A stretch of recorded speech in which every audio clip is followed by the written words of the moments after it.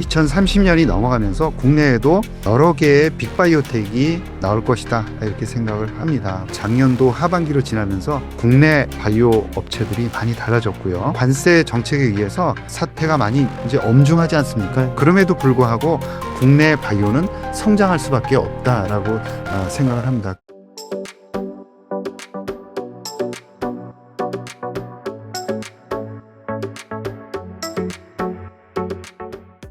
트럼프 관세 정책 때문에 네. 이제 제약바이오도 역시 네. 이제 영향을 받고 있고요. 네.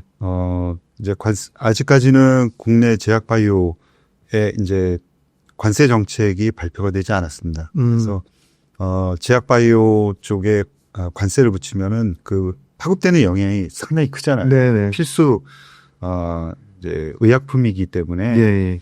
그래서 아마 조금 더 신중하고 그 다음에 좀 의약품별로 좀 분류를 해서 접근하는 그런 조치가 있지 않을까 생각이 합니다. 그래서 네, 발표가 되지는 않았지만 향후에 발표를 하겠다, 좀 고민을 해서 발표를 하겠다 이렇게 이야기를 하고 있기 때문에 긴장감을 이제 늦출 수 없다라고 볼 수가 있고요.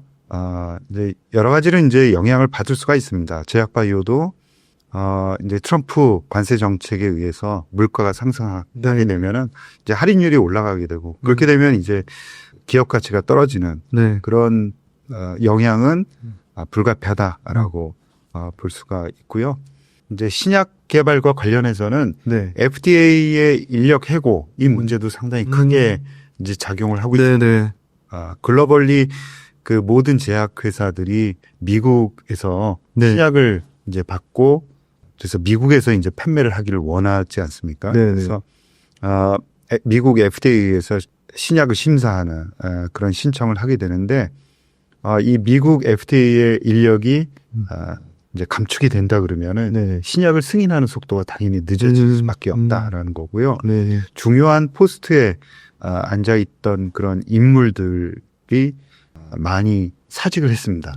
따라서 FDA의 영향력도 약화될 수밖에 없다. 이런 게 현실적입니다. 그래서 뭐 FDA의 영향력이 약화가 되면은 뭐 어떤 일이 벌어지냐. 네. 그거는 이제 자금을 확보하는 예산을 확보하는 네. 그런 측면도 있겠고 정부의 입김이 더욱더 강해질 수밖에 없다라는 거죠. 네.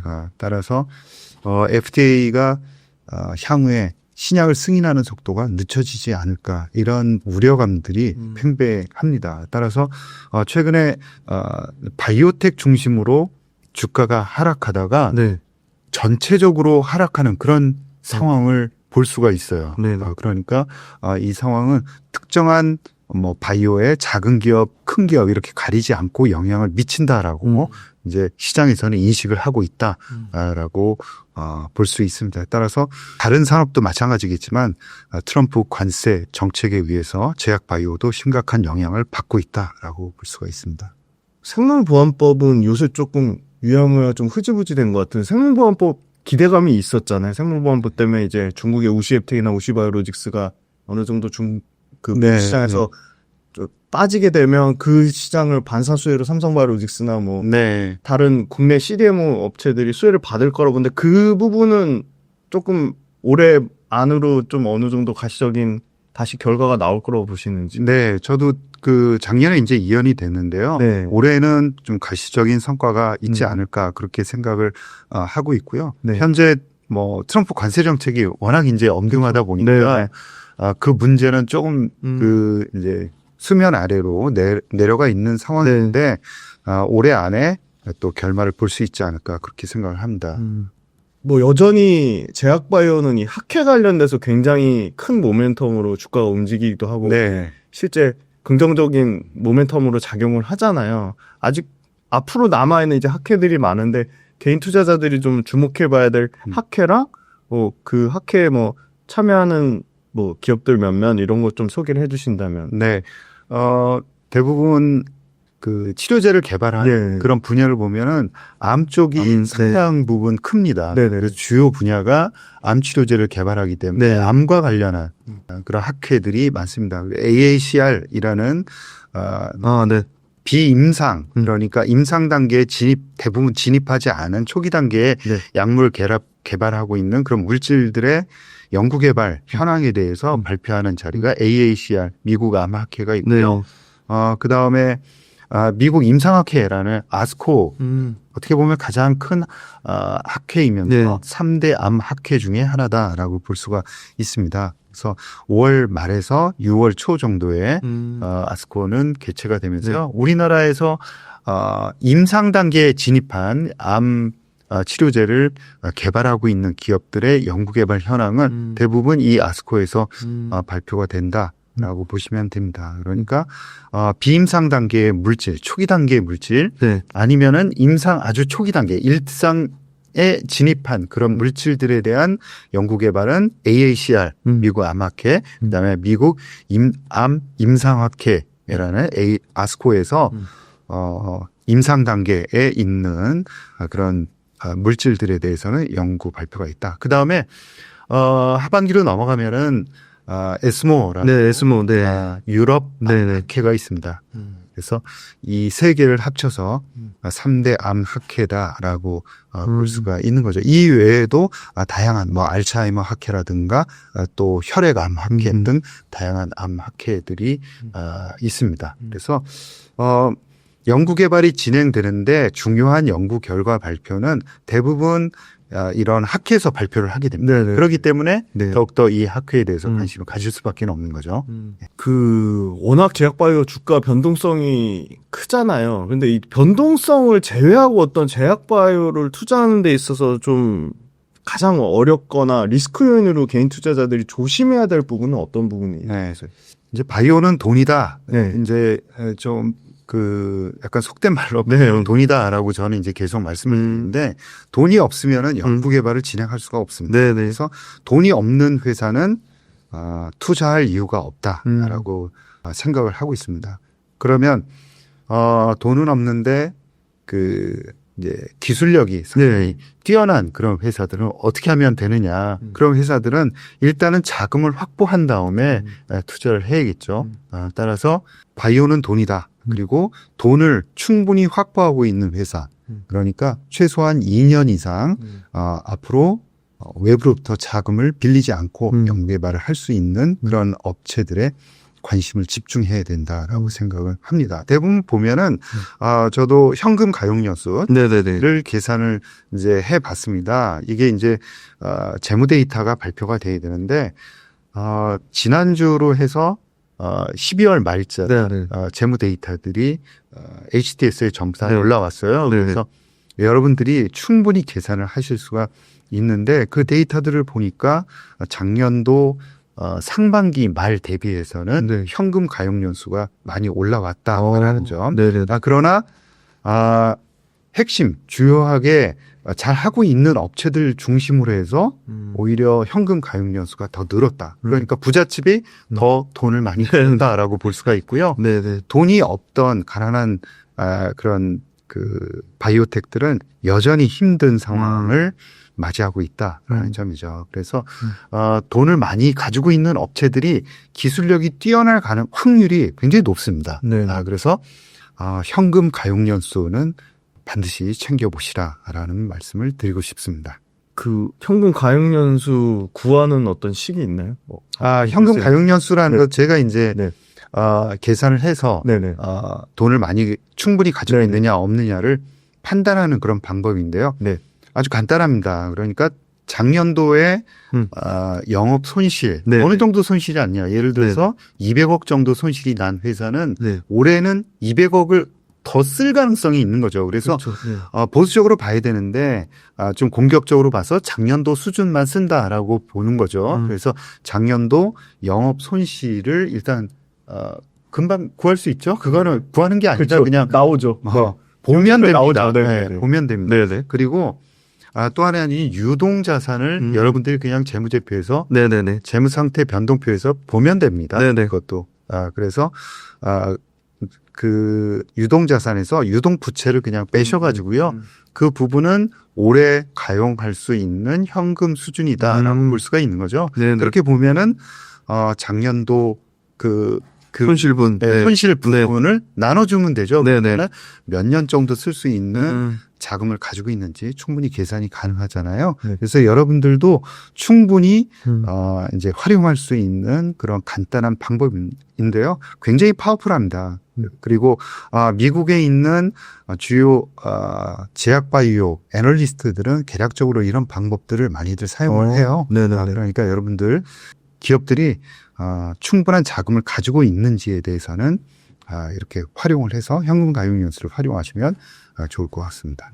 굉장히 좋은 꿀팁인데 식 자체는 굉장히 간단하네요. 네, 근데 파워풀하죠. 네네네. 네, 더 이상 볼 게 없어요. 네, 그러니까 뭐 다 구할 수 이미 나와 있는 데이터 가지고 뺄셈하고 나눗셈만 하면 돼요. 네, 그러나 좀 조심해야 되는 것은 지금 12월 말자에서 상당 부분 시간이 지났죠. 3개월 이상 지났습니다. 그래서 그 사이에 기술 수술을 하거나 아니면은 또 유상증자를 통해서 아니면은 또 시비를 발행한다거나 이렇게 해서 자금을 확보한 회사들이 있습니다. 이런 회사들에 대해서는 따로 보셔야겠죠. 여기다가 자금을 더 더해 주셔야 된다. 그래서 좀 주의를 요한다라는 점을 첨언하고 싶습니다. 네네.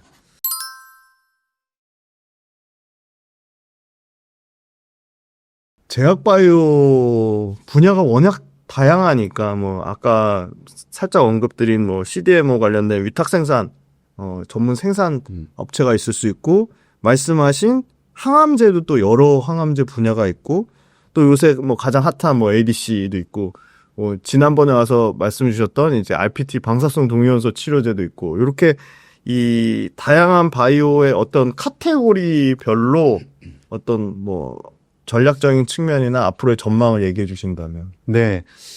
이제 질문 자체가 워낙 이제 커가지고요. 네. 아주 개략적으로만 말씀을 드리면, 네. 이제 CDMO 쪽에서는 이제 향후에 바이오 시밀러가 많이 나오면서 또 바이오 의약품이 더 늘어날 수밖에 없습니다. 네. 따라서 CDMO 쪽에도 관심을 가져야 된다라는 점이고요. 국내에는 이제 삼성 바이오로직스 중심으로 해서 CDMO 기업이 경쟁력을 가지고 있다라고 보시면 될 것 같고요.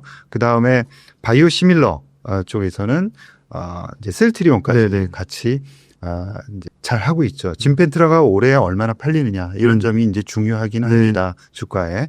그래서 그런 부분들을 같이 이제 참고를 하시면서 투자를 하시면 좋을 것 같고요. ADC라든가 그다음에 말씀하신 뭐 방사성 의약품이라든가 또 이중 항체, 그다음에 단백질 분해제 이런 부분들은 최근에 바이오 시장을 이끌어가고 있는 중요한 트렌드입니다. 그래서 이런 기업들 이런 트렌드를 주도하고 있는 국내 기업들에게도 같이 관심을 갖고 한 개 기업이 아니라 전체적으로 이제 포트폴리오를 잘 짜서 투자하는 게 매우 중요하겠다라고 생각을 합니다. 시장 규모로는 당연히 항암제가 제일 크겠죠. 근데 개발 속도로는 방사선 동위원소도 있고 말씀 주신 단백질 뭐 치료제도 있고 어느 쪽이 좀 이 상용화 속도는 좀 제일 빠를 거라고 보세요? 네, 거의 대부분 상용화가 돼 있습니다. 네. 그러니까 ADC도 그렇고 방사성 의약품도 이제 대부분 암 치료제도 이제 치료제로 승인이 되어 있는 상황이고요.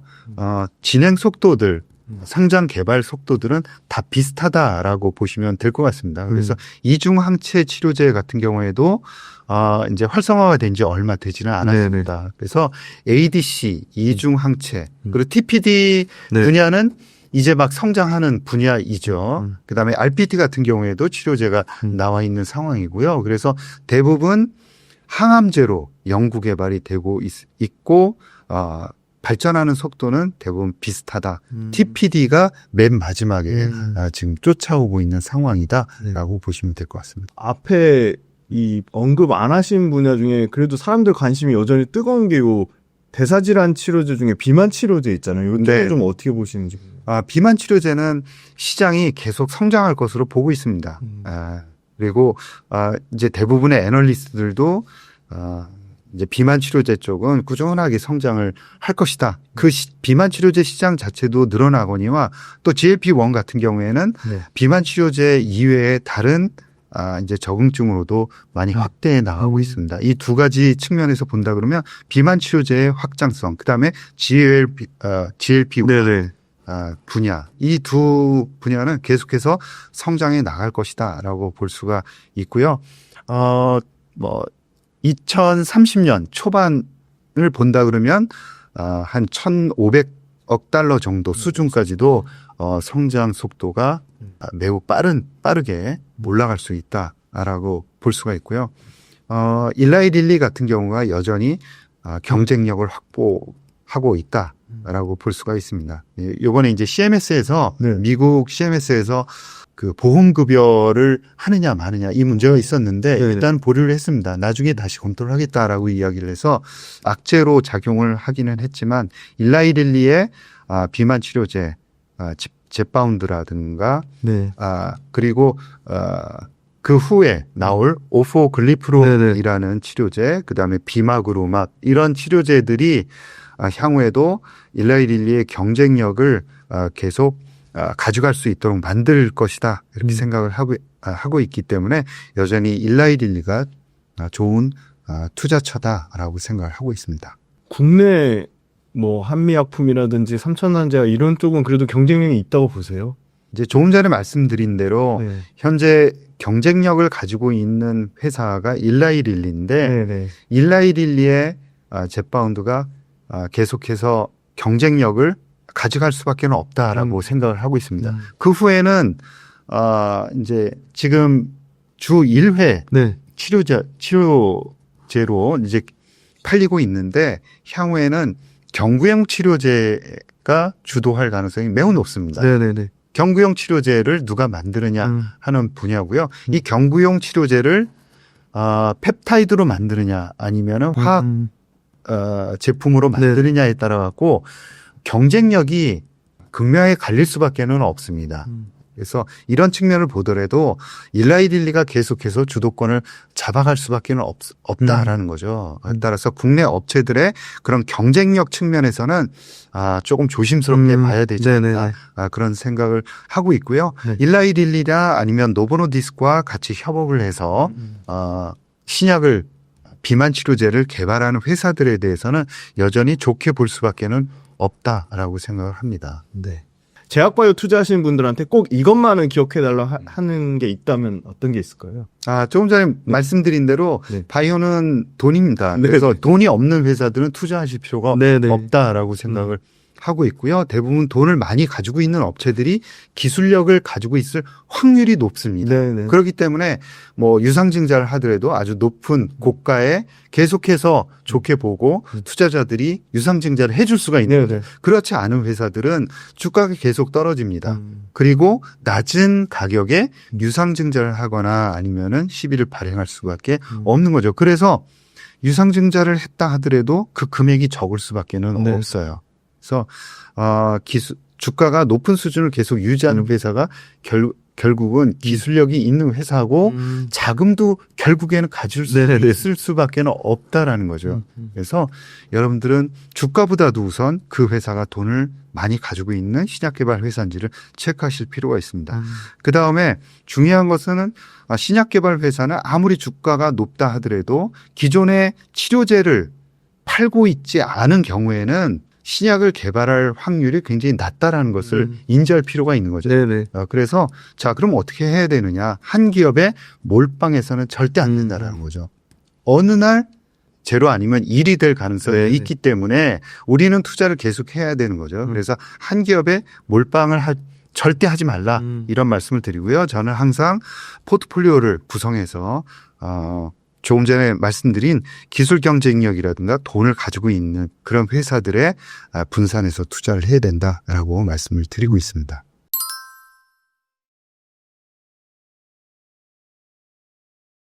이제 2부에서는 본격적으로 좀 기업에 대해서 좀 자세히 여쭤보고 싶은데요.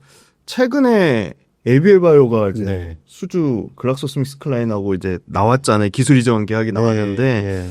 그거 관련돼서 대표님 좀 어떻게 보고 계시는지 좀 궁금하고 그 외에 이제 뭐 그 전에도 이제 알테오젠 기술 이전권도 있었고 뭐 리가캠도 있었는데 전반적으로 뭐 ABL 바이오 뭐 그 리가캠 바이오 그리고 알테오젠 요 회사들에 대해서 좀 최근 기술 이전 현황까지 같이 네. 함께 설명 부탁드릴게요. 네, 세 회사 모두 이제 경쟁력을 가지고 있는 회사고요. 네. 분야를 이제 잘 보셔야 됩니다. 제가 네. 기술 트렌드를 항상 봐야 된다라고 말씀을 드렸는데요. 네.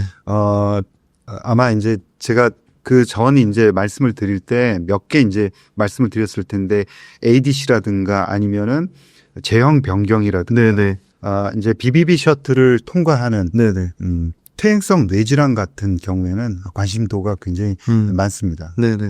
그 다음에 단백질 분해제 같은 경우에도 관심들이 많죠. 그 다음에 RPT 같은 경우도 네. 방사선의약품 같은 경우에도 관심이 많습니다. 또한 이중 항체에 대해서는 최근에 관심도가 더욱더 커지고 있어요. 네네. 그래서 이런 부분들이 이제 글로벌 기술 트렌드다라고 볼 수가 있는 거고요. 글로벌 기술 트렌드라는 게 도대체 뭐냐. 쉽게 얘기하면 기존에는 치료하지 못했던 접근하기 불가능했던 그런 분야를 가능하도록 만든다는 겁니다. 그래서 약물을 뇌로 보내는 게 특이성이 높아야 됩니다. 약물을 보내는 게 목적이 아니라 치료를 하려고 보내는 거죠. 네네. 그런데 그 뇌로 다 많은 물질을 보낸다고 해서 좋은 건 아니고 네네. 뇌로 많은 물질을 보내되 아주 특이성이 높아야 됩니다. 치료를 할 수 있도록 해야 되는데 네. 그런 방법이 굉장히 어려웠던 거죠. 이번에 ABL 바이오가 기술 수출한 것은 BBB 셔틀입니다. 그러니까 뇌로 약물을 전달해서 우리가 타겟팅하는 뇌 안에 있는 그런 물질을 타겟팅해서 치료를 하는 그런 퇴행성 뇌질환 관련한 치료제를 개발하는 그런 기술이죠. 네. 이번에 BBB 플랫폼 그랩바디 B를 플랫폼 수출을 하게 된 거고요. GSK에서는 이 기술을 가지고 가서 다양한 파이프라인을 개발하겠다라고 네. 이야기를 하고 있어요. 그래서 항체라든가 올리고 누클레오타이드 같은 다양한 이제 퇴행성 뇌질환을 타겟팅하는 치료제를 개발을 하겠다라고 이야기를 하고 있고요. 중요한 거는 규모가 상당히 크다는 겁니다. 네네. 그래서 4조 원이 넘는 네. 역대 두 번째로 큰 규모의 네. 기술 수출이었다라고 볼 수가 있고요. 이거는 기존에 기술 수출했던 사노피의 ABL 301 데이터가 나오기도 전인데요. 이제 조금 있으면 나옵니다. 그래서 2분기에서 3분기로 넘어가는 그 중간 정도에 나올 것으로 예상을 하는데요. 그 데이터가 나오기 전에 기술 수출이 체결이 되었다. 이 점은 대단히 중요하지 않나라고 생각을 하는 거죠. 여기에 사노피의 그 임상 1상 결과가 만약에 좋게 기존에 생각했던 대로 네네. 잘 나온다 그러면은 아마 이 그랩바디 B에 대한 그런 가치는 더욱더 커질 수 있다라고 보고 있습니다. 이 외에도 한 가지 더 첨언을 한다 그러면 이번에 기술 수출한 ABL 바이오가 기술 수출한 것이 두 번째입니다. 네. 그러니까 사노피, 그다음에 GSK 이렇게 네. 두 번째인데요.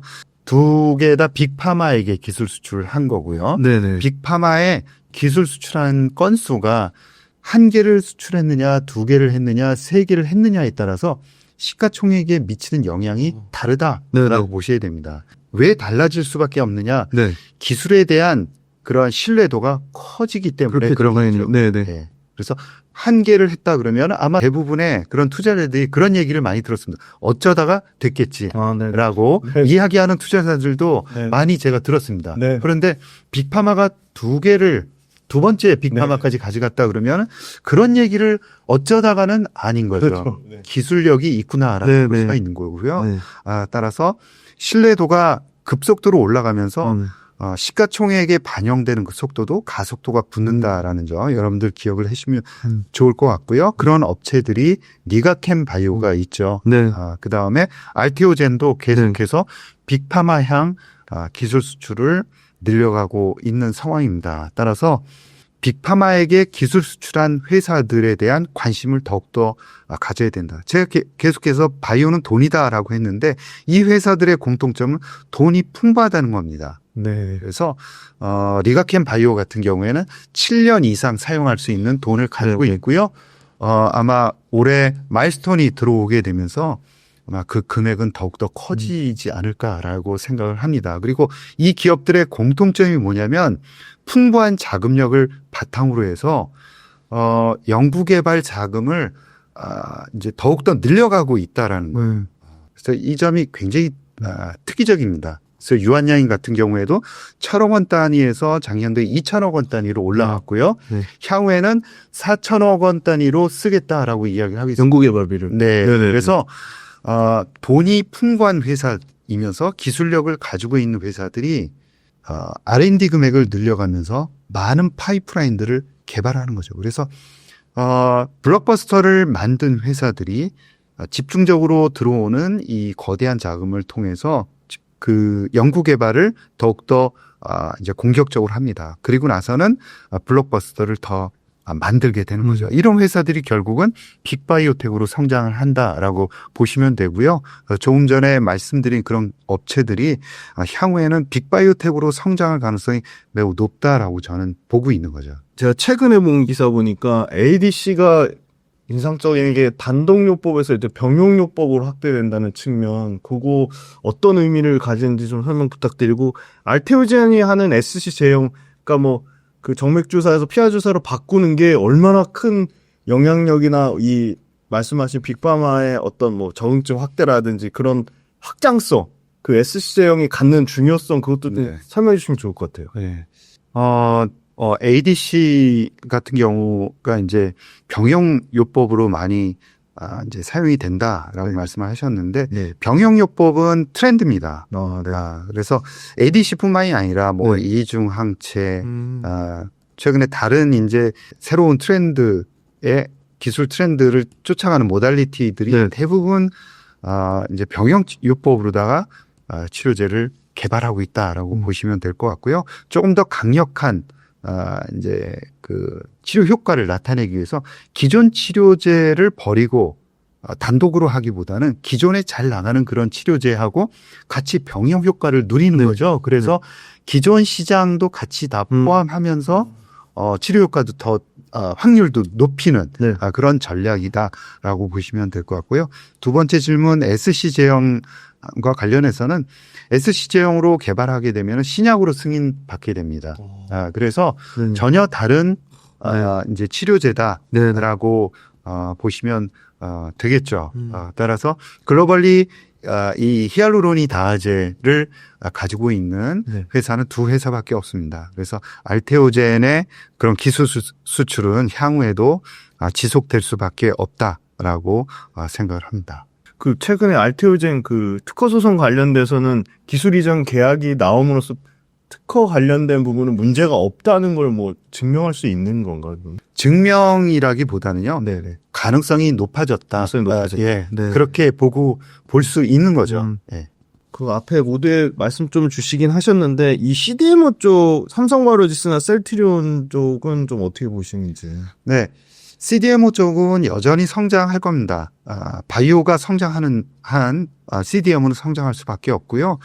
삼성 바이오로직스 같은 경우에는 아주 그 핵심적인 경쟁 요소를 다 갖추고 있고 삼성 특유의 네. 그런 경쟁력이라는 게 있지 않습니까? 네. 네. 삼성 반도체가 됐건 아니면 삼성이 잘할 수 있는 그런 분야하고 딱 들어맞는 사업이다라고 보고 있습니다. 그리고 이 이제 공장을 이제 얼마나 효율적으로 짓느냐, 기간이라든가 네. 비용 이런 모든 측면을 고려할 때 타의 추정을 불허합니다.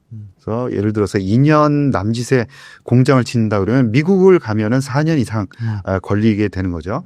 그래서 비용도 마찬가지죠.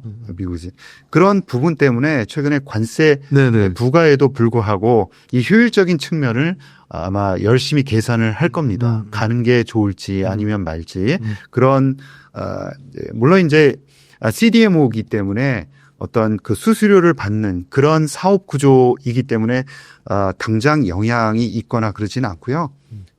기술 수출이 아주 장기간의 베이스로 이루어집니다. 그러니까 향후 몇 년 동안에 걸쳐서 그 물질을 생산하고 납품을 하는 그런 장기 계약이기 때문에 당장 어떤 문제가 있거나 그러지는 않을 겁니다. 그러나 만약에 그 이제 관세 정책에 의해서 이제 외부에서 들여오는 그런 바이오든 아니면 다른 그 의약품에 대해서 25%의 관세를 물린다 그러면은 아마 그 빅파마들이 조금 더 고민을 할 것 같아요. 그거는 그때 이제 가봐서 이제 고민을 해야 될 부분이 있지 않나 그렇게 생각을 하고요.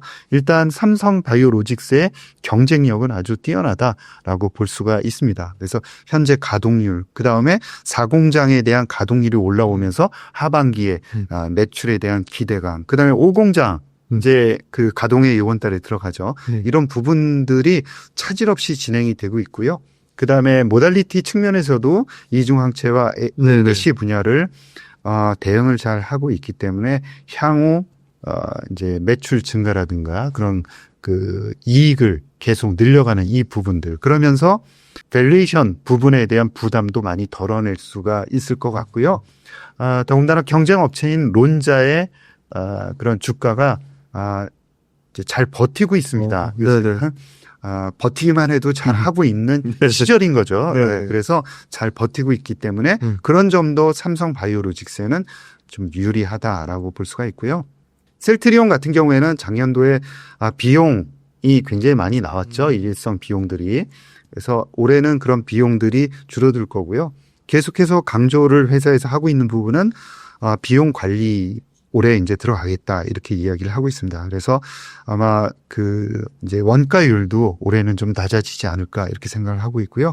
5조 원을 달성하겠다 이렇게 이제 이야기를 하고 있습니다. 그래서 매출이 늘어나는 부분, 특히 이제 진펜트라 같은 미국 부분이 작년도에 부진했는데 아직까지 그 이제 회사 이제 목표에 대한 신뢰성이 시장에서 좀 부족한 상황입니다. 그래서 올해 매출액이 진펜트라의 매출액이 늘어난 그 속도를 보면서 아마 투자자들이 투자를 고민하지 않을까 그렇게 생각을 합니다. 그 CDMO 관련돼서 사실은 글로벌로 의미 있는 회사라고 하는 데는 그 스위스 론자하고 국내 삼성 바이오로직스 뭐 아까 얘기 드렸던 뭐 중국 업체들 뭐 일본 후지필름 요 정도인데 이게 국내도 뭐 롯데 바이오로직스도 롯데도 한다고 하고 이게 그러니까 소위 말하는 CDMO가 어떤 기술 진입 장벽이라든지 그런 허들이 낮은 건가요? 네.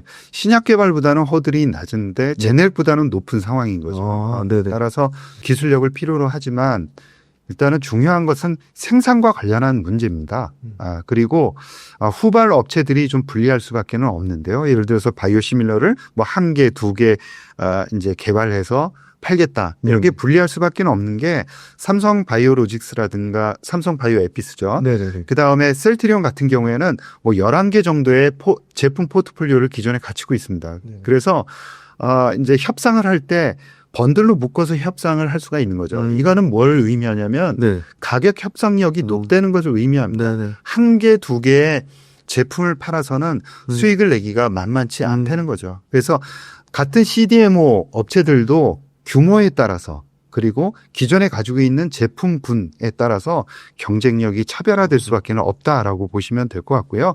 여전히 삼성 바이오로직스의 향후 경쟁력은 계속해서 유지될 수밖에 없다라고 생각합니다.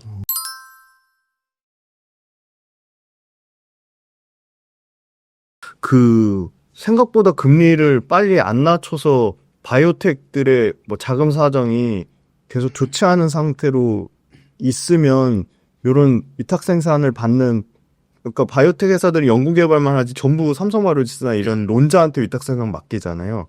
바이오텍 자금 사정에 따라 이런 회사들의 좀 실적 변동성 우려는 없나요? 있고요. 올해도 여전히 이제 뭐 10년물 미국 10년물 국채 금리 같은 경우에는 4.23까지 이제 육박하는 그런 상황입니다. 그래서 금리가 좀처럼 떨어지지 않을 것 같다. 이런 부분들이고요. 이런 부분들은 그 바이오텍에 상당히 불리한 상황이다라고 볼 수가 있고, 이제 바이오텍들이 CDMO를 많이 맡기는 회사가 스위스의 론자라든가 우시바이오였습니다. 그런데 그런 회사들은 여전히 이제 그쪽 부분들이 빠른 속도로 올라오기는 어렵지 않을까 그런 생각이고요.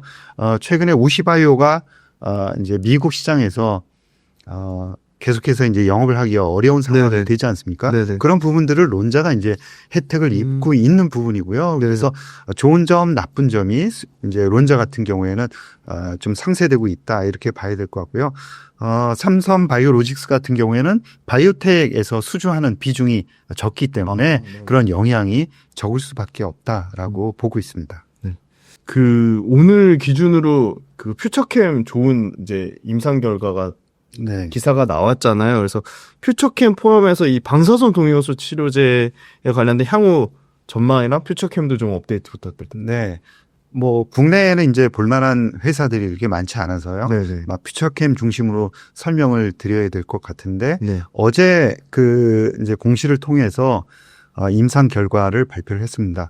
생각보다 계속 좀 늦어졌거든요. 네네. 그래서 뭐 왜 발표가 늦냐 뭐 이런 거도 많습니다. 그런데 CRO한테 받는 대로 바로 발표를 하기 때문에 네. 아마 이제 CRO에서 이제 늦게 넘어온 거죠. 네네.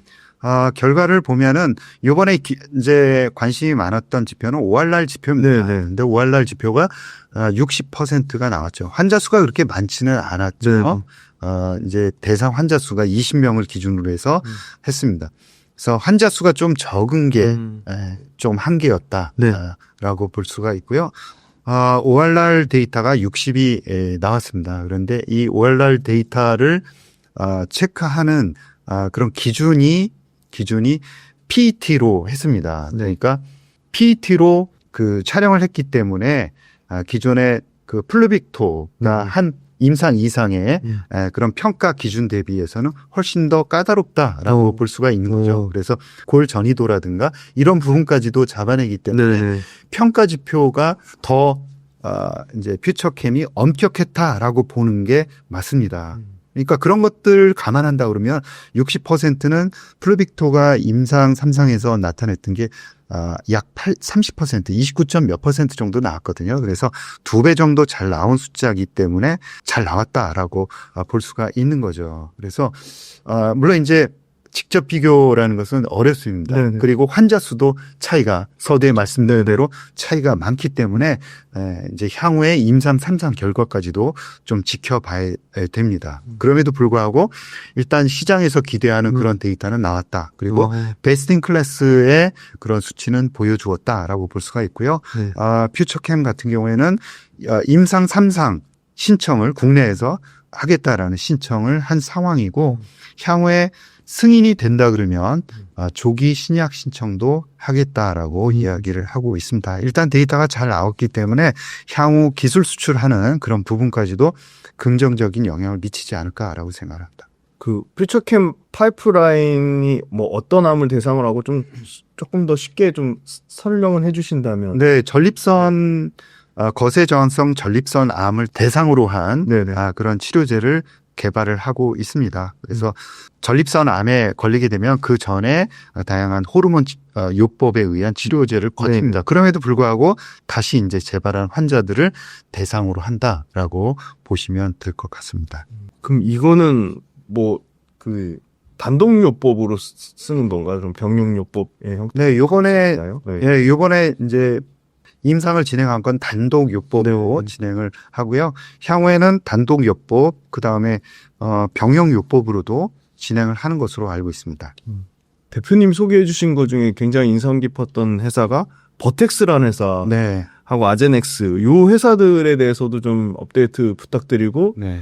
그 최근에 뭐 빅파마 중에 대표님 좀 보고 계시는 기업들 어떤 기업들이 있는지 네. 궁금합니다. 네, 빅파마들이 최근에 많이 어렵죠. 말씀드린 대로 왜 어렵냐면 올해는 그 M&A를 많이 할 것이다 그렇게 생각을 하고 대부분의 전문가들이 그렇게 생각을 했습니다. 그런데 이 관세 정책이라는 게 나오면서 M&A를 할 경황이 없는 거죠.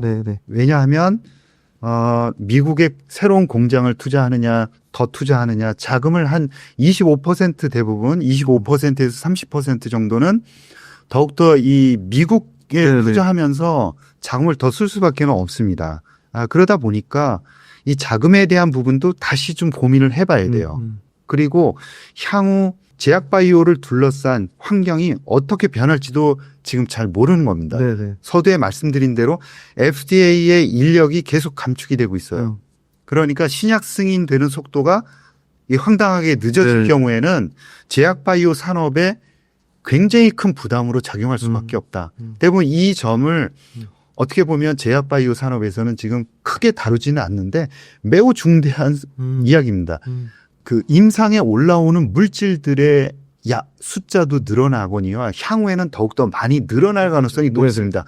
AI가 좋다 뭐 이런 얘기들도 많이 하는 거죠. 그러면서 향후에는 임상 단계에 올라오는 물질들의 그런 그 숫자가 더욱더 가속도가 붙을 것이다라고 이야기를 하고 있는데 그건 무슨 얘기냐면 FDA에서 그 빠르게 올라오는 그런 임상 단계 물질들을 신약 승인 심사를 빨리 해준다는 전제 조건 하에서 의미가 있는 겁니다. 아무리 술통에 술이 많아도 그쵸. 나오는 구멍이 네. 더욱더 작아진다 그러면 그건 의미가 없잖아요. 그런 일이 지금 벌어질 수도 있다는 거죠. 그래서 그런 점들이 상당히 내부적으로 이제 벌어지고 있는 걸 보면 상당히 좀 우려스럽다라고 볼 수가 있고요. 그래서 빅파마들이 좀처럼 M&A에 큰 돈을 지금 쓰고 있지 않은 상황이에요. 그래서 M&A도 줄어들고 있고 아주 중요한 그런 그 임상 파이프라인이라든가 플랫폼 기술에 대해서만 관심을 지금 보이고 있는 상황입니다. 이런 점들 때문에 빅파마들이 약간 그 의사결정하기가 불편한 상황이다라는 점을 말씀을 드렸고요. 따라서 빅파마들의 주가도 최근에 부진하다라고 보시면 됩니다. 그다음에 버텍스라든가 알제넥스에 대해서 간략하게 좀 정리를 해드리면 최근에 좋은 주가 모습에서 약간씩 주가들이 같이 이제 조정들을 보이고 있습니다. 이거는 모든 이제 빅파마들 그다음에 빅바이오텍들이 같은 상황 그런 모습을 보이고 있는데요. 버텍스 같은 경우에는 CFTR이라는 이제 염소 이온을 세포에서 바깥으로 내보내서 예를 들어서 폐의 그런 흐름을 좋게 하는 그런 치료제를 개발하는 그런 회사입니다. 그래서 이 CFTR 트리카프타라는 치료제가 거의 원화로 환산하면 한 15조 원 정도 1년에 팔려요. 그리고 독점하고 있는 회사고요. 그래서 여러분들께 소개를 해드렸습니다. 그리고 연구개발하는 그런 문화 이런 것들을 보더라도 남들이 연구개발하는 그런 분야에는 관심을 보이지 않고요. 남들이 하지 않는 분야, 어려워하는 분야 중에서 기전이 명확하게 밝혀진 그런 분야에 대해서만 이제 관심을 갖는 겁니다. 그래서 치료제로 개발했을 때 블록버스터가 될 가능성이 매우 높은 그런 약물들만 연구 개발하고 있다라고 말씀을 드렸고요. 올해 연초에 저나벡스라는 기마약성 진통제가 승인을 받았고요. 그 다음에 그 지금 잘 팔리고 있는 트리프타라는 치료제의 그 다음 단계인 알리프트렉이라는 치료제가 당성 섬유증이라는 이 치료제로 승인을 받았습니다. 그래서 올해는 이 두 치료제가 매출액에 기여를 하면서 작년 대비해서 한 8% 정도 이익이 늘어났다. 작년에는 한 110억 달러 정도 매출을 올렸는데요. 올해는 120억 달러 정도 올릴 것이다. 이렇게 전망을 하고 있습니다. 그래서 올해도 다양한 그 남들이 하지 않는 그런 임상 결과들을 발표할 것이다라는 점에 좀 주목할 필요가 있다라고 생각을 하고요. 아제넥스는 자가면역 치료제를 개발하고 있는 회사로 여러분들께 소개를 해드렸습니다. 국내에 한올바이오파마하고 같이 경쟁하는 그런 회사입니다. 그래서 기존의 치료제로는 중증급 무력증 치료제, 그 다음에 CIDP라는 이 두 개의 치료제를 개발을 해서 판매를 하고 있는 상황이고요. MG 같은 경우에는 꾸준하게 잘 팔리고 있는 상황이고 작년도에 CIDP 치료제를 새롭게 이제 승인을 받았는데 기대했던 것 대비해서 치료제가 잘 팔리고 있다, 처방이 잘 되고 있다 이런 이야기고요. 올해 이제 관심을 가져야 되는 부분들은 PFS, 프리필드 시린지, 그러니까 환자가 직접 주사를 할 수 있는 제형으로 승인을 받는, 오늘이 이제 4월 10일에 승인이 됩니다. 그래서 조만간 승인이 되고요. 만약에 승인이 된다 그러면 아마 매출 증가 속도라든가 주가에도 아주 긍정적인 영향을 미칠 것이다라고 볼 수가 있습니다. 그러니까 MG, CIDP 모두 프리필드 시린지로 승인을 받는 매우 큰 이벤트가 4월 10일에 있습니다. 그 다음에 또 한 가지는 TED입니다. 테드 같은 경우에는 갑상선 암병증이라는 네네. 부분인데 내년도 2026년 2월 달에 임상 3상 결과가 발표가 됩니다. 이 부분도 한올 바이오파마하고 같이 경쟁을 해요. 올해 하반기에 이 바토클리마브로 한올 바이오파마는 테드 관련한 임상 3상 결과를 발표하게 됩니다. 조금 빠르죠. 네네. 그렇습니다. 그래서 경쟁 관계에 있는 상황입니다. 이 한올 바이오파마 같은 경우에는 네. 테드의 그 임상 결과를 보고 중증근 무력증의 연구 결과가 임상 3상 결과가 나왔거든요. 네. 그래서 이 하반기에 나오는 테드의 결과를 보고 이 바토클리맙 MG를 신약 승인을 신청을 할지 말지에 대한 결정을 하겠다라는 거죠. 그래서 네. 테드의 결정이 매우 중요하다라고 보시면 될 것 같습니다. 이렇게 일단은 아제넥스의 경쟁 속도, 그 다음에 호재들이 단기적으로는 많은 상황이고요. 특히 이 한올 바이오파마 관련해서는 첨언을 하자면 네. 바토클리맘 말고 이뮤노반트 1402라는 물질이 있습니다. 새롭게 기대를 하고 있는 이 물질에 대한 경쟁력이 매우 뛰어나기 때문에 장기적인 측면으로 이 한올 바이오파마는 좀 보셔야 된다라는 말씀을 드리고 싶습니다. 그래서 이 이뮤노반트 1402로 개발하고 있는 GD라든가 네네. GA 이런 부분들이 그 시장성이 매우 높기 때문에 장기적으로 본다 그러면 매우 긍정적이다. 저는 그렇게 보고 있습니다. 설명하신 것 중에 이 낭소섬유증이라는 게 어떤 건가요? 낭성섬유증. 낭성섬유증은 네, 버텍스 말씀하시는 거죠. 네네. 낭성섬유증은 조금 전에 말씀드린 대로 폐의 상피세포에 있는 상피세포에서 염소 이온을 뿜어내야 됩니다. 세포 바깥으로. 네네네. 그러면 기관지에 염소 이온이 나오겠죠. 네. 그렇게 되면 염소 이온이 나오면서 물도 같이 세포 안에 있는 물도 같이 빨려 나오게 되는 거죠.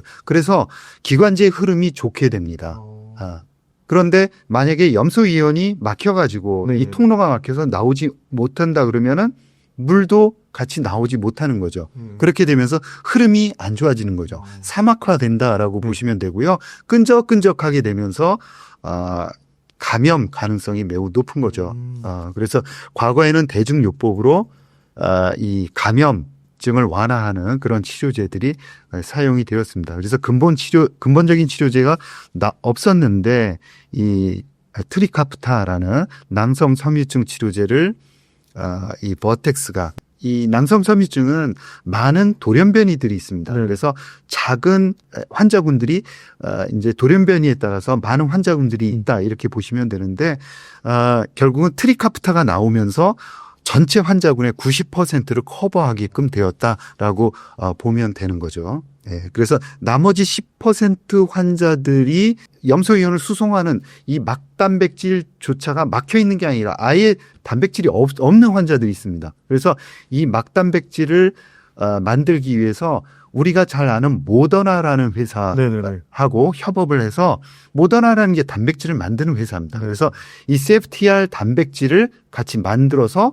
위로 이 막으로 띄워주는 그런 치료제를 개발하고 있고 임상 1, 2상이 결과가 올해 상반기 중에 결과가 발표됩니다. 이 결과가 만약에 잘 나온다 그러면 아마 모더나의 주가도 일정 부분 움직일 수 있지 않을까 그렇게 생각합니다. 그래서 전체로 본다 그러면 환자군 전체로 본다 그러면 10% 정도를 차지하고 있고요. 현재 15조 원의 1년간의 매출을 올리기 때문에 약 1조 5천억 원 정도의 그 환자를 타겟팅하는 치료제를 현재 버텍스하고 모더나가 협업으로 개발하고 있다라고 보시면 됩니다. 희귀성 질환이라고 볼 수 있죠. 난치성, 희귀 난치성 질환이 네, 그렇습니다.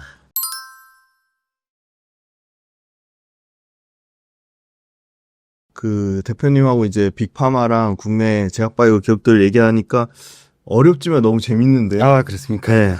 그 제약바이오에 막 엄청 투자를 하고 싶은 막 그 욕심이 막 생깁니다. 근데 상장 이전, 그러니까 비상장 단계에 있는 기업들 중에 굉장히 특징적으로 얘기해 주셨던 종목이 있었거든요. 오름 테라퓨틱. 네. 예, 요게 이제 상장이 됐잖아요. 오름 테라퓨틱은 어떤 파이프라인을 가진 기업이고 어떤 부분을 좀 중점적으로 봐야 되는지 좀 소개 부탁드릴게요. 네, ADC 하는 회사하고 똑같다라고 네. 생각하시면 됩니다. 그러면 여러분들 아마 이해하시기 되게 편하실 거예요. 그러니까 항체에다가 약물을 결합했다라는 거고요. 이 약물로 단백질 분해제를 사용했다라는 겁니다. 그래서 ADC라는 게 타겟팅하는 암세포에 있는 뭐 암세포든 아니면 타겟팅하는 세포의 특정 항원을 찾아가는 거죠. 그러니까 이 암이다 그러면 암세포에 있는 암세포 겉에 달려있는 그런 막단백질을 네. 향해서 가는 겁니다. 그리고 결합을 하겠죠. 결합을 하고 나면은 암세포 안으로 쑥 빨려 들어갑니다. 그래서 그 안에 있던 같이 연결돼 있던 단백질 분해제라는 게 타겟팅하는 그 암세포의 안에서 우리가 분해하고 싶은 단백질을 분해하도록 만드는 기전인 거죠. 네. 그럼으로 인해서 암이다 그러면 암을 치료한다고 아니면 특정한 이제 목표를 달성하는 그런 기전의 약물이다라고 보시면 될 것 같고요. 오름 테라퓨틱은 현재 임상 1상 단계 2개의 약물을 가지고 있는 회사입니다. BMS에 기술 수출된 한 개의 약물이 있고요. 5029라는 또 다른 임상 1상 단계 약물이 있습니다. 똑같이 GSPT1이라는 타겟 세포의 단백질을 분해하는 기전으로 작용을 한다라고 보시면 될 것 같고요. 최근에는 5029라는 오름 테라퓨틱 5029 임상 중에 환자가 사망하는 그런 사고가 발생을 했습니다. 그래서 그 원인에 대해서 현재 밝히고 있는 네네. 상황이다라고 보시면 될 것 같고요. 아마 그 결과가 나오는 대로 주가에 큰 영향을 미치지 않을까라고 생각을 하고 있습니다. 이제 그럼에도 불구하고 이 오름 테라퓨틱이 갖고 있는 이 기술력과 그 다음에 글로벌리 거의 가장 앞서 나가고 있는 단계입니다. DAC라고요. 항체에 단백질 분해제를 붙인 것을 DAC라고 말합니다. 단백질 분해제, 항체 결합체 이렇게 이야기를 하는데요. 이 분야에서는 가장 앞서 나가고 있는 회사다라고 보시면 될 것 같고요. 이제 말씀드린 그 버텍스라는 회사하고도 같이 기술을 이전해서 네네. 연구 개발을 진행을 하고 있는 상황입니다. 그래서 향후에 좀 잘 지켜봐야 되는 그런 기업이다라고 생각을 하고 있습니다. 단백질 분해제가 왜 중요하고 이게 단백질 분해제 관련 기업인 것 같은데 단백질 분해제에 대해서도 조금 추가 설명을 해주시면 좋을 것 같아요. 네. 문제가 되는 단백질을 분해한다는 것은 아예 그 원인을 없애는 거죠. 그래서 단백질 분해제라는 게 어제 오늘 생긴 게 아닙니다. 오래전에 이제 생겼는데 그거를 ADC처럼 활용을 해서 항체에다 붙여서 활용하는 그런 방법이 네네. 최근에 시도되고 있다라고 보시면 될 것 같고요. 아직까지 이 단백질 분해제로 제대로 된 치료제가 승인된 사례는 거의 없습니다. 따라서 향후에 개발되는 치료제들이 이제 처음으로 이제 나오게 되는 그런 사례가 된다. 아직까지 연구 개발 단계에 있는 물질들이구나라고 보시면 될 것 같고요. 기존에는 프로탁이라는 형태로 많이 연구 개발이 되었습니다. 그러니까 프로탁이라는 게 단백질 분해 기전이라고 보시면 되거든요. 그래서 특정한 물질이 세포 안으로 들어가서 타겟팅하는 물질을 분해하는 기전이다라고 보시면 될 것 같습니다. 그래서 기존에 그 ADC로 개발했던 물질들의 페이로드, 즉 약물들을 보면은 굉장히 단순해요. 네네. 그래서 뭐 토포이소모라제라는 것을 사용을 한다거나 아니면은 미소세관을 이제 억제하거나 이 두 가지 방법이었었는데 단백질 분해제라는 그러니까 ADC의 페이로드를 조금 더 다양화하는 그런 방향으로 발전해 나가고 있구나라고 보시면 될 것 같고요. 그 중에 주목을 받는 게 바로 단백질 분해제다라고 보시면 될 것 같습니다. 이 단백질 분해제 쪽에 뭐 투자를 하거나 관심 있는 빅파마가 있나요? 이 단백질 분해제 관련해서는 빅파마들의 관심이 서서히 생겨나고 있는 그런 상황입니다. 네. 그래서 한 몇 년 동안 이제 비만 치료제 네네네. 예, 이 물질에 대한 네네. 욕구가 강했고요. ADC는 뭐 여전히 이제 네. 몇 년 동안 강한 상황입니다. 그 다음에 방사성 의약품으로 왔다가 네. 최근에는 다시 또 그 단백질 분해제 쪽으로 이렇게 흐름들이 조금씩 이동을 하고 있는 상황인 거죠. 그런데 중요한 거는 여전히 ADC를 주축으로 한다는 거예요. ADC가 가장 중요한 그런 백본이고 ADC의 페이로드를 무엇을 붙이느냐에 따라서 뭐 방사성 의약품을 붙일 것이냐 아니면은 단백질 분해제를 붙일 것이냐 나중에는 다른 것을 또 붙일 수도 있겠습니다. 이처럼 이 ADC의 이 백본을 활용을 해서 다양한 페이로드를 바꿔가면서 연구 개발이 진행이 되고 있다라고 생각을 하신다 그러면 뭐 DAC 단백질 분해제 항체 결합체도 뭐 생소하다 이렇게는 느끼시지 않을 것 같습니다. 네네.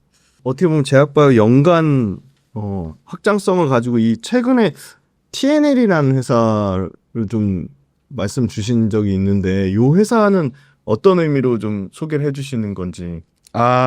TNL은 이제 그 신약을 개발하는 회사가 아니라 네네. 여드름 패치제를 네네. 개발하는 회사입니다. 그래서 피부 트러블이라든가 아니면 여드름이 생겼을 때 치료 효과가 상당히 뛰어나다. 그래서 입소문으로 많이 팔리고 있는 거고요. 미국 시장에서 상당히 많이 팔리고 있고 매출 증가 속도도 상당히 빠릅니다. 그래서 PER도 상당히 낮은 수준이라 요번에 이제 이제 관세 장벽 이 문제가 어떻게 이제 또 그 영향을 미칠지는 조금 더 고민을 해봐야 될 것 같습니다. 국내에서 이제 원료 의약품을 만들고 또 그 미국에 판매를 하고 이런 상황에서 수익력에 어느 정도 영향을 받는지는 조금 더 고민을 해봐야 될 텐데요. 아무튼 기술 경쟁력이 뛰어나고 제품 경쟁력이 뛰어나기 때문에 판매는 꾸준히 될 것이다. 입소문에 의해서 판매가 늘어나기 때문에 뭐 어떤 그 제품보다도 매출은 향후에 이제 증가 속도는 유지될 것이다 이렇게 보고 있습니다. 그럼 이제 TN의 입장에서도 국내보다는 미국 시장을 더 주력으로 미국 시장 수출 파일을 훨씬 키우려고 하는 거죠. 예, 미국, 그 다음에 유럽까지. 그 다음에 네네. 동남아 이렇게 나가는 거죠. 네네. 예, 제품 경쟁력이 워낙 뛰어나고요. 일단은 붙여본 사람들은 네. 계속 붙일 수밖에 없습니다. 네네. 저도 한 군데 지금 붙이고 나왔는데 아마 거의 모르실 거예요. 예, 그 뼈드럭지가 나면은 이제 치료 효과가 굉장히 빠르게 치유가 된다라는 점. 그 다음에 약간 이제 피부 트러블이 나면 발개지잖아요. 네네, 맞아요. 네. 이 발개지는 것도 약간 감출 수 있어요. 그래서 두 가지 효과가 나타나는 거죠.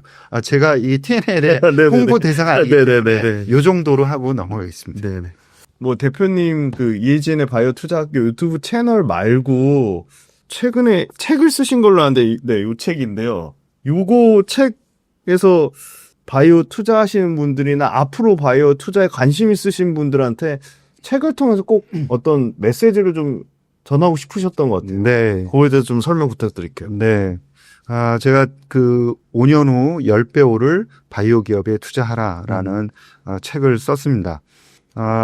이 책의 주요한 요지는 국내 업체들도 빅바이오텍으로 성장할 수 있다라는 거죠.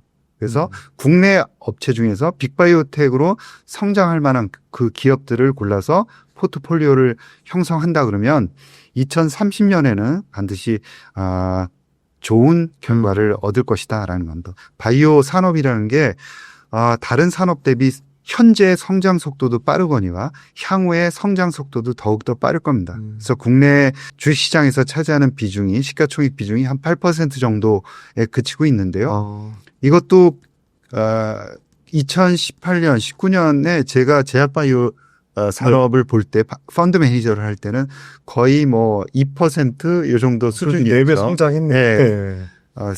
뭐 2% 3% 네네. 왔다 갔다 했었는데요. 한 3, 4배 네네. 성장했다라고 볼 수가 있고요. 제가 보는 거는 2030년에 가면은 네.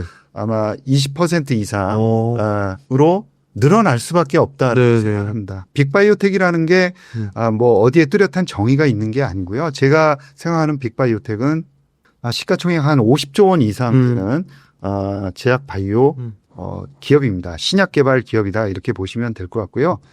2030년이 넘어가면서 국내에도 여러 개의 빅바이오텍이 나올 것이다 이렇게 생각을 합니다. 그렇게 본다 그러면 현재 그런 기업들이 시가총액이 10조 원 이내입니다.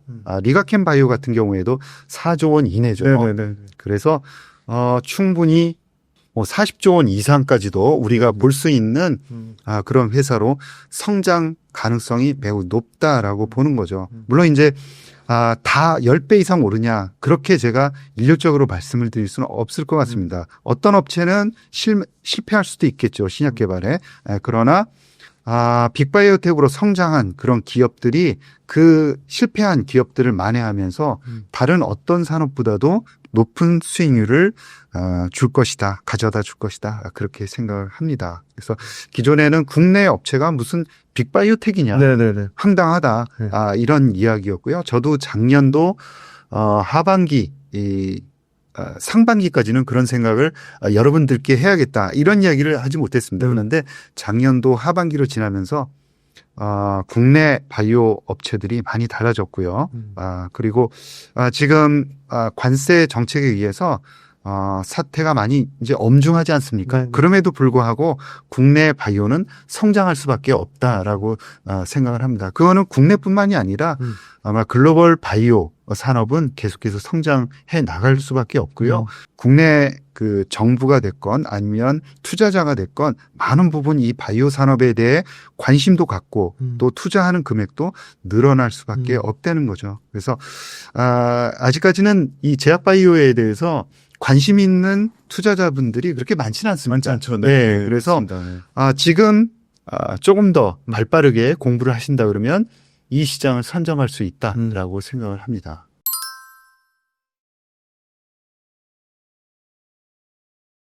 그 대표님 앞부분에 얘기한 기업들 외에 지금 사실은 사람들 관심 많은 기업 하나 빠진 기업이 있습니다. 바로 유한양행인데요. 네. 유한양행 조금 업데이트 해주시면 좋을 것 같고 그리고 마지막으로 이 바이오 투자는 앞으로 성장성 있고 시장이 너무 커질 건 알겠는데 개별 기업 너무 어렵다. 그래서 네. 국내 바이오 기업들 모아놓은 국내 ETF 그리고 네. 미국의 빅파마나 미국의 바이오텍들 모아놓은 ETF 좀 소개해 주신다면. 네. 뭐 국내 ETF 중에서는 그 삼성에서 하는 코악트, 네, 코아트. 액티브 ETF를 말씀을 드리고요. 예. 그다음에 그 미국 쪽에서는 XLV, XLV. XLV 같은 경우에는 XLV입니다. 네, V. 네. XLV 같은 경우에는 최근의 모습은 약간 이제 시장과 동조 현상을 보이기는 하는데요. 네.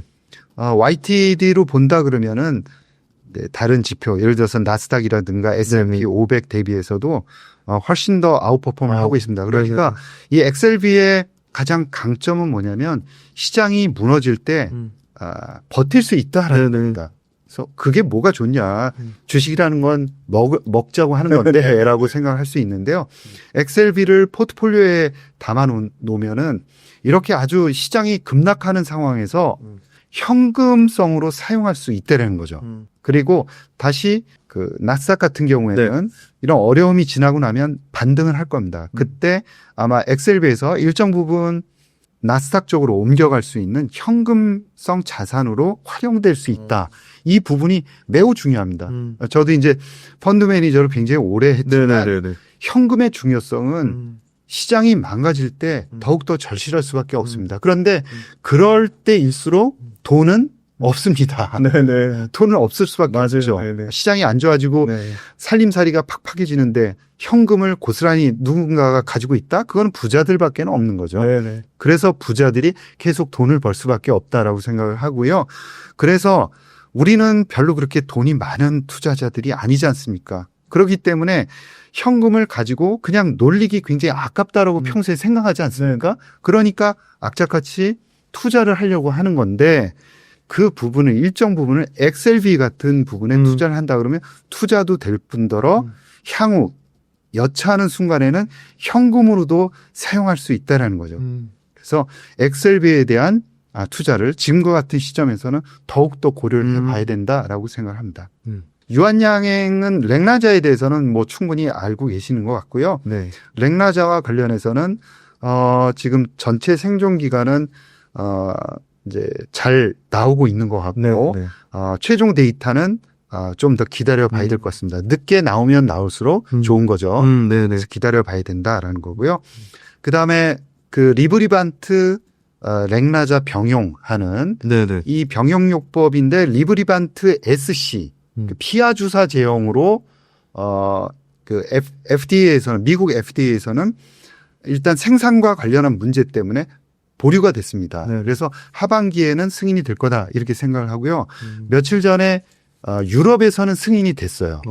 그래서 아마 호재로 작용할 수 있다라고 생각을 하고요. 미국에서 만약에 피하 주사 제형 병용요법이 승인이 된다 그러면 향후 이 렉나자 이제 매출, 네. 상업화 속도도 더욱더 빨라질 수 있다라고 생각합니다. 두 번째는 그 다음 블록버스터를 만들어야 되는데 네. 이제 GI 이노베이션으로부터 기술 도입한 네네네. GI 301 알러지 치료제로 현재 개발하고 있는 물질의 이제 치료 효과, 임상 결과가 임상 1상 단계에서 굉장히 잘 나오고 있어요. 그래서 향후에 베스트 인 클래스 약물로 충분히 가능성이 높다라고 보고 있는 거죠. 그래서 추가적으로 기술 수출될 가능성까지도 좀 보셔야 된다라고 업데이트 해드리겠습니다. 네, 대표님 이제 마지막으로 바이오 투자자뿐만이 아니라 워낙 펀드 매니저 생활을 오래 하셨고 기관 투자자로 계셨으니까 지금 진짜 이런 질문 쓰기 싫었지만 실제로 지금 네. 엄청나게 힘든 주시장을 겪고 있는 개인 투자자 분들한테 대표님만의 어떤 좀 한 말씀 해주신다면. 네. 저도 이제 오랜 동안 네.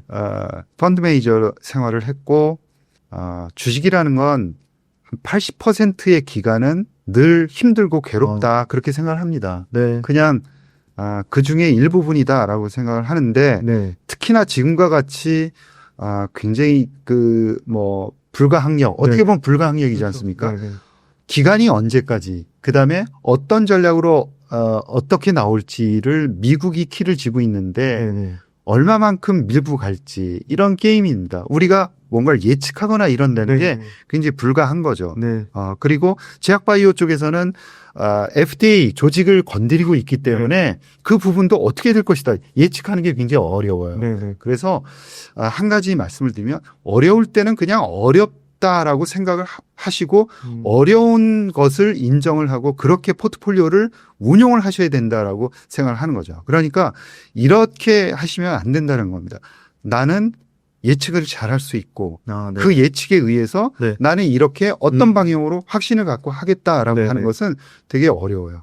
그거는 나중 되면 확률이 떨어집니다. 그렇게 했다가는 가지고 있는 전체 자산이 굉장히 큰 손실이 나고 회복하기 어려울 가능성이 있거든요. 그래서 제가 한 가지 말씀을 드리면 시장이 안 보일 때는 그냥 안 보이는 걸로 네. 대응을 하면 됩니다. 잘 안 보일 때는 어떻게 합니까?